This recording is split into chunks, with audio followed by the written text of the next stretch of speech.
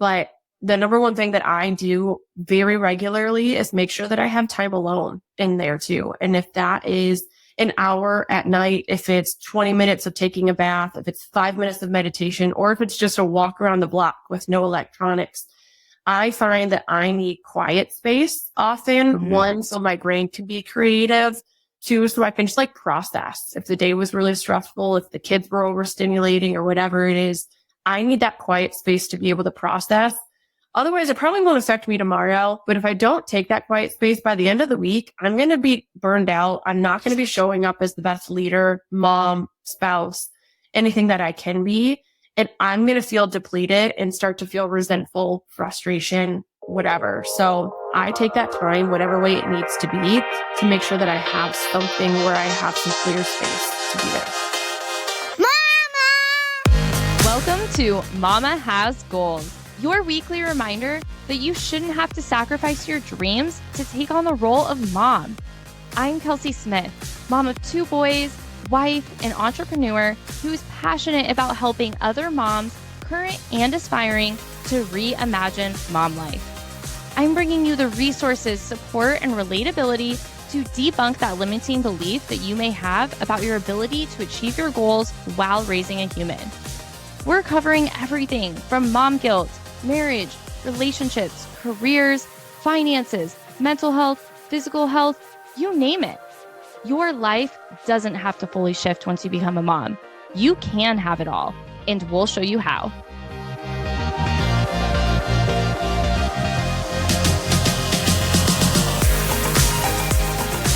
Brooke, welcome back to the show. Always good to talk to you. Today we are fire rounding on health, hormones, and all the things that we need to know as women, because we give everyone else all of our energy and our health, and then we're left depleted. So I want to just jump in with one myth or truth that people could be like, oh, maybe my hormones are off.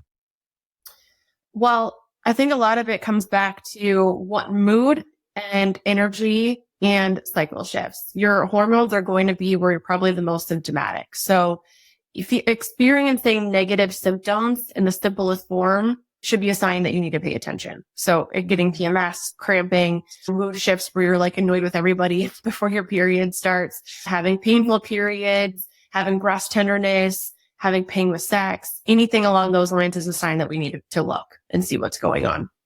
Okay. And so that's like when you jump into the defense, but what if you're in the offense? What if you're like, I don't have any of those symptoms, but I'm a woman, I'm a mom, I'm busy, I want to jump into starting a business or going into my goals, and that could shift something for me. How do you like play defense? I always look at your lifestyle habits. So the things that you're doing day to day are going to dictate the choices that you're making and are going to have a chronic impact. And that chronic impact can be really good or it could be negative. So our lifestyle is going to be the number one place that we have to look, even before we're looking at testing or anything like that with someone. That's your number one influencer. So how well are you sleeping at night? And even if you have kids that are waking you up, can we get the best quality that we could possibly get in that time frame is an area where we can look. How are you nourishing your body? We're all going to choose food, whether we're busy or not, right? So can we choose things that are going to help us be more sustained and be more regulated throughout the day? Because food literally can dictate mood.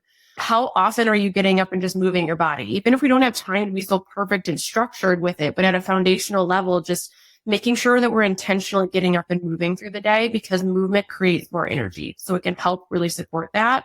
And the simple stuff that we all find boring, hydration, like drinking enough water is really important and actually can influence how you are feeling from a mood and energy standpoint too.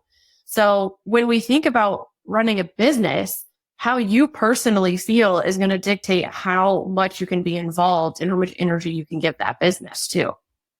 Yeah.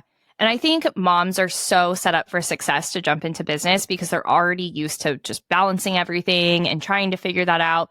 But we also often sometimes prioritize the wrong things, right? And so if we've been balancing all the extracurriculars and the activities of mom life, but we haven't been focusing on our own health, adding something else into the equation can sometimes be detrimental to our health. So for a new business owner or someone that's taking on a new role, a new goal, how do you help them hit the ground running with some good strategies, practices? Yeah. You want to look at where's your low-hanging fruit and where can you get the most bang for your buck in a shorter period of time. And we're all really good at multitasking as a mom, but action multitasking is really not great for us from a health standpoint, and it's going to burn us out eventually. So instead of looking at like, I have to do everything, right? Look at what are the 1 to 2 things that I can do right now.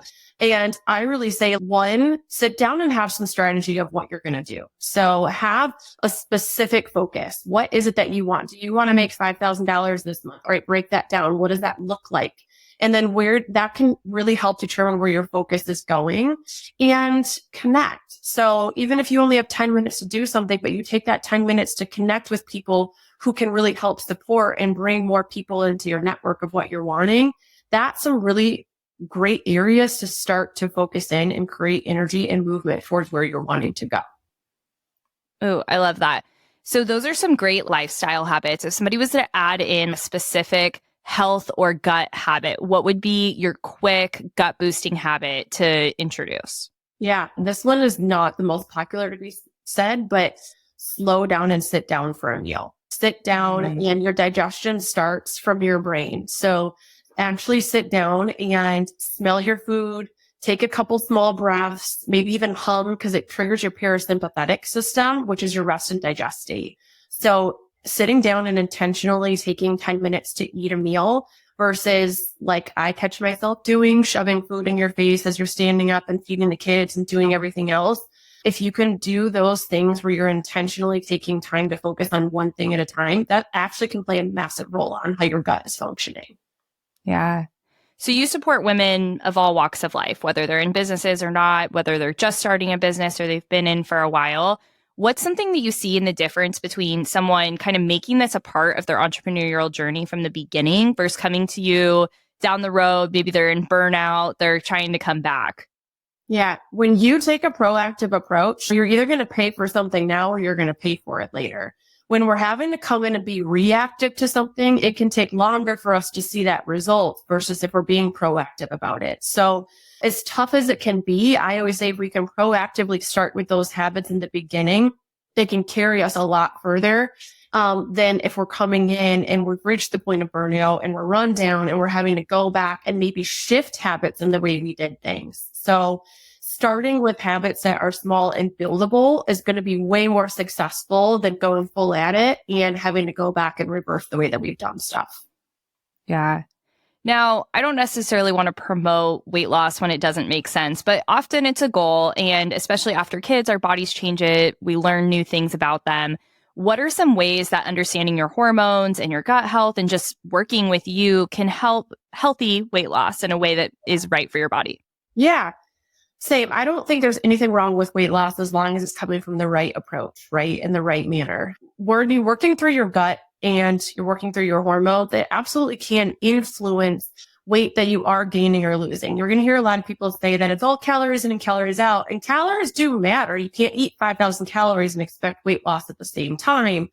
But if your body is in a stressed out state and your body is having a hard time operating in the best way that it's supposed to support that weight loss being or coming with ease, then your gut and hormones can absolutely play a role. If your gut is stressed out, there's a pathogen present, there's something that's influencing how your body functions for weight loss, or it's just creating a state of inflammation where your body's retaining more water or more stressed out because of that, that could influence the number on the scale. I have a client who worked with me strictly on gut health, didn't change anything else. She was a mom of a young toddler and she lost 25 pounds in our 3 months of working together strictly because her body was so stressed out. And on the other side, from a hormonal standpoint, your blood sugar regulation can really influence how your hormones are functioning and also can influence weight loss in there. So from a hormonal standpoint, do hormones directly impact weight loss? No, but they can indirectly impact it and they can make it more difficult to gain or lose weight in there too.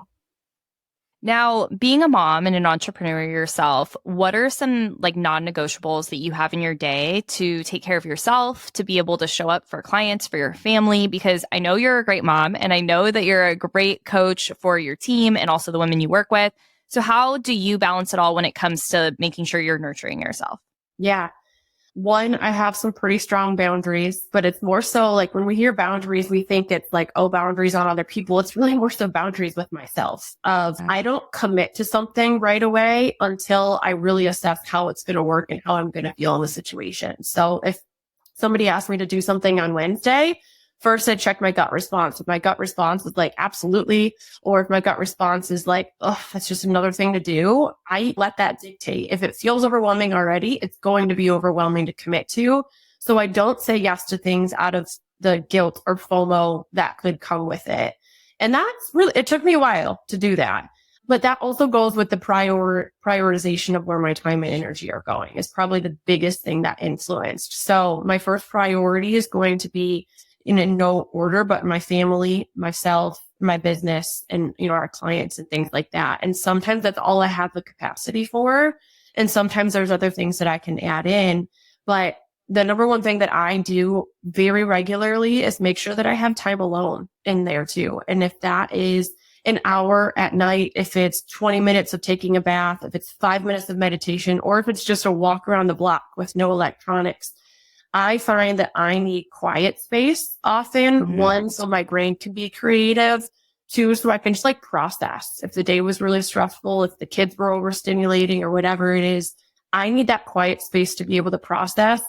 Otherwise, it probably won't affect me tomorrow. But if I don't take that quiet space by the end of the week, I'm going to be burned out. I'm not going to be showing up as the best leader, mom, spouse, anything that I can be. And I'm going to feel depleted and start to feel resentful, frustration, whatever. So I take that time, whatever way it needs to be, to make sure that I have something where I have some clear space to be there. What would you say has been the biggest impact on your family or yourself in your own confidence and how you show up in your life by being an entrepreneur and following this passion? Being an entrepreneur is like personal growth on steroids, I say. Working through and really understanding why I am the way I am and how I process and why I, have fears about certain things and triggers over other things. I would say that has 100% been the most influential thing because it's allowed me to, one, give grace with myself, understand myself better so that I can hold myself accountable and showing up the way that I need to. But also it's allowed me to show up for my kids the way that they need. Even small things like my daughter's learning to ride her bike without training wheels right now. And I'm watching her, I'm watching fear on her face and I'm watching her struggle with being confident about it. And what I would love to do and probably would have done is gone in and rescued her and help her and show her and do things that I know she's actually capable of doing. But it allows me to step back and allow myself to feel a little uncomfortable as I watch her try to figure it out and try to put it together. So I think the biggest thing in that is just for me, I would say I'm a recovering rescuer. I like to do everything for everybody, but it burns me out and it leaves me resentful. And it can be really uncomfortable to make other people figure stuff out for themselves and take their own responsibility on something. But it's allowed me to be a better leader when I do that because now other people can lead themselves, including my family. And it's taken capacity away from me and put it into the people that it's supposed to be responsible with too. Yeah. And these new programs we have coming out, they're really for two women. We have one that's really looking to find her own identity again and her fulfillment and move forward into what's next for her as an individual alongside family. And then we have the woman that has this idea who wants to bring it to life and she wants to bring it into a business and she's maybe a little nervous. How would you speak to those women to just don't waste any more time, keep going? Yeah. I've been in that spot multiple times, and I think you always are going to go through those transitions. Last week, I was in that spot with, debating the way that I'm going to do things. So you're always going to have that come in. I think the biggest question I always ask myself is, what if you don't do this? What are you going to constantly sit with if you don't do these things? You're going to be uncomfortable no matter what, and it's going to be challenging no matter what. You have to choose what challenge you want. Either the challenge of not going after these things and not seeing where it can go, or the challenge of going after it and the stuff that's going to come along with it. So I think that's the biggest thing to keep in mind is it's never going to be easy or just blissful. You have to choose which one you want to deal with. And I look at if I go after something that's hard, but I can do it and I'm learning what I'm more capable of, my kids are seeing me do that at the same time. Yeah. I love that. If there's anything else you wanted to leave with these women just about their health and showing up for themselves, what is it that you wish more people would listen to you that you're shouting from the rooftops? It can be so much more simple than we are making it out to be. We think that like we have to wait for this perfect life scenario and everything to be good and the stars to align before we start to take action on something. And the reality is, majority of us are living in the messy middle, and you have to get comfortable with the messy middle because you're going to live in it and you're going to take messy action on a daily basis. So that also comes with your health. There's never going to be a perfect scenario to start a business, just like there's never going to be a perfect scenario to focus on taking care of yourself. It's just learning the little habits as you go and not expecting perfection out of yourself, just doing 1 to 2 things at a time and simplifying it down. If the worst thing you did, like all you did for your health that day was drink water, then great. You're better than probably 50% of the people that we talk to. And then if that's all you focus on, then great. Then the next week you focus on adding veggies into your week. And then the next week you focus on taking a walk. It can be so much more simple than we're making it out to be, but we have this like reward set that if it's not perfect and I'm not doing it all right now, then it's not worth it. Yeah. Brooke, thank you so much. I can't wait for you to support all these women more than those that you already do, to be able to jump into whatever's next for them and focus on health, because we only get one body, right? We got to take care of it. Thank you for being here. And if you were just to give one piece of advice for someone to do one thing today, we talked about a lot of things, a lot of back and forth. If they were to do one thing today, get off of this call for their health, what would it be? Go sit by yourself in quiet for 10 minutes. It's going to be really uncomfortable. You're going to make a list of stuff you want to do and you're going to struggle to not get up and go do the dishes, but go sit by yourself for 10 minutes and just be curious about what comes up, what goes through your head. Do you struggle to be alone and in silence? Then those are some signs that and you might need to do it more often and you might be overstimulated if you do. So good. There's so much more where this came from. Take the next step and download the Mama Has Goals app or visit our web platform. Real, authentic, full, supportive community is available at your fingertips, and we can't wait to create space for you, Mama.